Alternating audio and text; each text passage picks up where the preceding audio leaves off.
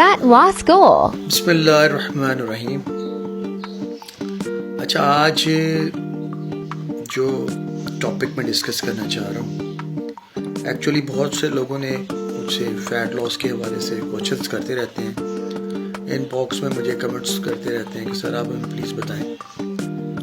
तो मैं उसमें आपसे ना एक थ्योरी जो मैंने अपने पर अप्लाई की वो मैं आपसे शेयर करना चाहता हूँ। फॉर एग्जाम्पल, आप 3000 कैलोरीज लेते हैं या 3500 लेते हैं, 4000 लेते हैं, आपने अपनी कैलोरीज डेफिशिएंट पे जाना है। आप इंसान जब कैलोरीज डेफिशिएंट पे जाता है तो उसका वर्कआउट डिस्टर्ब होता है, क्योंकि आपकी बॉडी की जो फ्यूल है, एनर्जी है, वो आहिस्ता आहिस्ता डाउन होना शुरू हो जाती है, बिकॉज आप लो कैलोरीज पे चले जाते हैं। फॉर एग्जांपल, आप 1800 पे स्विच कर गए, 3000 से 3500 से 1800 पे स्विच कर गए।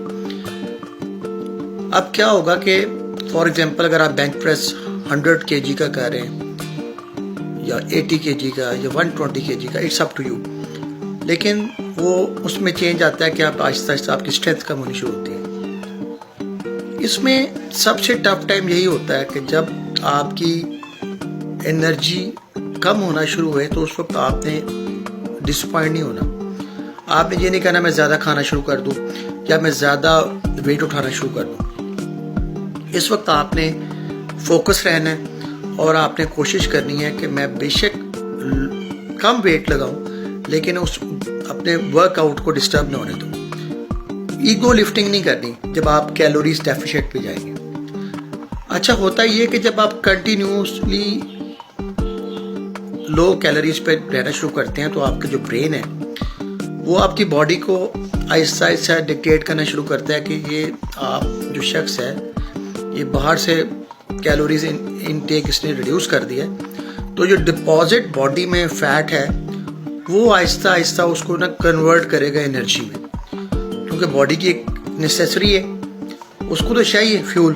तो वो बॉडी को ब्रेन कहेगा कि तुम जो स्टोर तुम्हारी एनर्जी है, फैट है, उसको एनर्जी में कन्वर्ट करना शुरू करो। And this is the right time. ये वो टाइम होता है कि जब आपकी स्टोर फैट जो है बॉडी की वो एनर्जी में कन्वर्ट होना शुरू होती है, और अचानक आपकी बॉडी की जो बॉडी फैट है उसकी परसेंटेज बहुत तेजी के साथ नीचे आती है।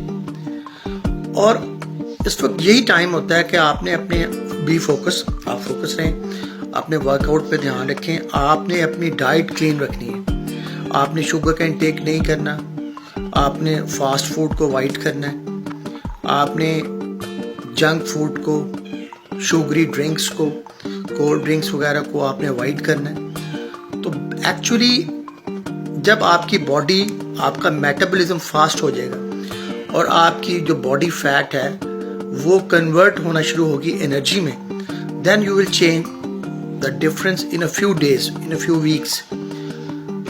यही मोमेंटम होता है। उसके बाद आप जो ही आपकी बॉडी फैट रिड्यूस होना शुरू होती है, आप अपना स्केड्यूल दोबारा जो है उसको रीअलाइन करें, अपने जो कैलोरीज है उसको दोबारा रीअलाइन करें। और अगर आप फॉर एग्जांपल 1800 पे चले गए हैं तो आप आहिस्ता आहिस्ता ग्रेजुअली 2000 पे जाएं, फिर 2200 पे जाएं, 2500 पे जाएं। It's up to you, because जब हम कैलोरीज डेफिशिएंट पे हम मुसलसल नहीं रह सकते। उसकी वजह ये है कि हमारी बॉडी का जो आपने इतनी मेहनत के साथ अपने आप को जो मैस बिल्डिंग की है वो भी कम होना शुरू हो जाती है। वो रिड्यूस ज़रूर होगी जो विद इन 2 मंथ 3 मंथ जिसमें आप कैलोरीज डेफिशिएंट पे जाएंगे, लेकिन उसके बाद आपने दोबारा अपनी बॉडी की कैलोरीज को बढ़ाना है। लेकिन उस वक्त क्या होगा, क्योंकि आपकी बॉडी फैट परसेंटेज कम हो चुकी होगी, तो ये जब कैलोरीज को आप बढ़ाएंगे तो वो आपके लीन मसल मैस की तरफ स्विच करेगी, क्योंकि आपकी डाइट नीट होगी, डाइट क्लीन होगी, तो आपकी बॉडी का मसल मैस जो है वो इंक्रीज करेगा। This is the right time. ये एक बिल्कुल आपका ये पिंच पॉइंट है और आपने यहाँ अपने आप को फोकस रखना है और ग्रेजुअली अपनी कैलोरीज को बढ़ाना है। उसमें आपने ये देखना है कि आपका, फिर आप देखेंगे कि आपका वेट जो रिड्यूस हुआ है वो आहिस्ता आहिस्ता बढ़ना शुरू होगा, लेकिन आपको फील होगा कि मेरा वेट तो बढ़ रहा है लेकिन मेरी बॉडी के ऊपर फील नहीं आ रहा, वेट बढ़ने का एहसास नहीं हो रहा, क्योंकि वो जो वेट बढ़ रहा है वो प्योर मसल मैस है, उसमें फैट परसेंटेज रिड्यूस हो गई है। अब आपने अपनी डाइट स्केड्यूल को अच्छे तरीके से मॉनिटर करना, और आपने ये नहीं करना कि अब आपने जब 1800 पे आए फिर आप दोबारा 3500 कैलोरीज पे, नहीं, आपने अपनी बॉडी को देखना है कि जो आपका टास्क है, जितनी आप अपनी बॉडी फैट परसेंटेज रखना चाहते हैं उसके अकॉर्डिंगली आपने लेके चलना है। और एक जगह पे जाके आप उसको देखें, आप 2500 कैलोरीज 3000 कैलोरीज पे जाके जहां आप समझते हैं कि आपकी बॉडी रिक्वायरमेंट है, फिर आपका ग्रेजुअली आपका वर्कआउट भी बेस्ट होना शुरू हो जाएगा, आपका वेट इंक्रीज, बेंच प्रेस लगा रहे हैं दोबारा इंक्रीज होना शुरू हो जाएगा, रेपिटेशन इंक्रीज हो जाएगी, स्ट्रेंथ आपको गेन करेंगे।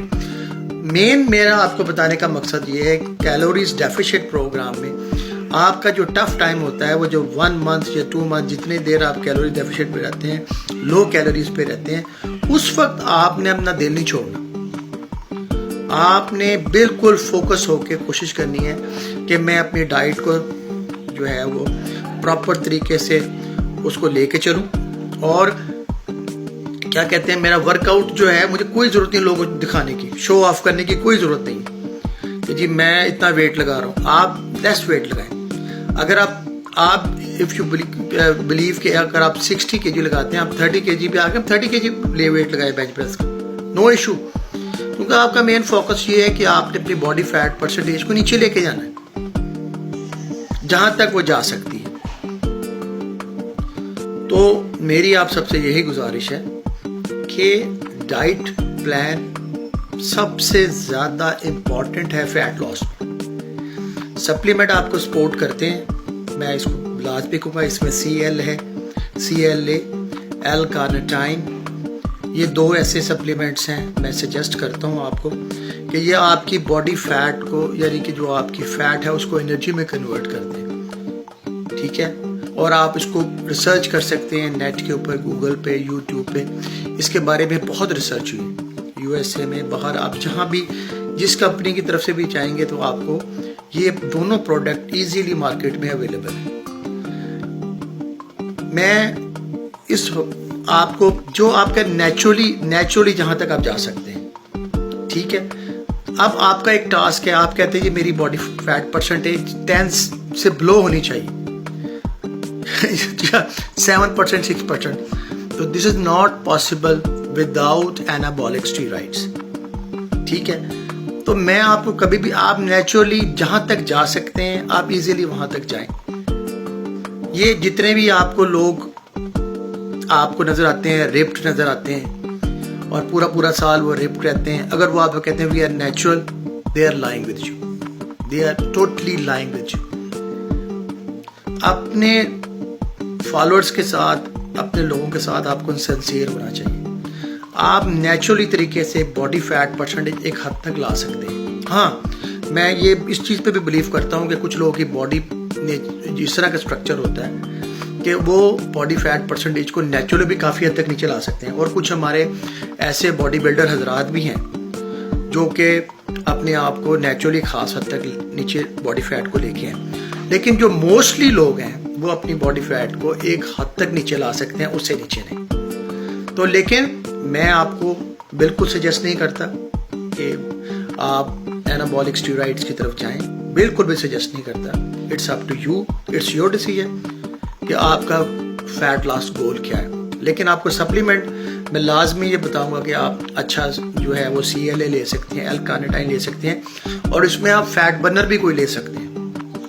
फैट बर्नर भी आपको फैट लॉस में सपोर्ट करेगा। उसके अलावा ग्रीन टी आप यूज़ कर सकते हैं, ग्रीन टी को यूज़ करें, वेजिस पे जाएं, ठीक है। अपने पोर्शंस को आप देखें कि आपने 100% जो पोर्शन है उसमें कितने % आपने फैट रखनी है, कितने % कार्ब्स रखने हैं और कितने % प्रोटीन रखनी है। इंशाल्लाह ताला मैं नेक्स्ट वीडियो पे इसको मज़ीद क्लैरिफाई करूँगा और आपके साथ और ज़्यादा तफसीलन डिस्कशन करूँगा रिगार्डिंग फैट लॉस और रिगार्डिंग क्या कहते हैं मैस मास्टरबेटिंग के बारे में।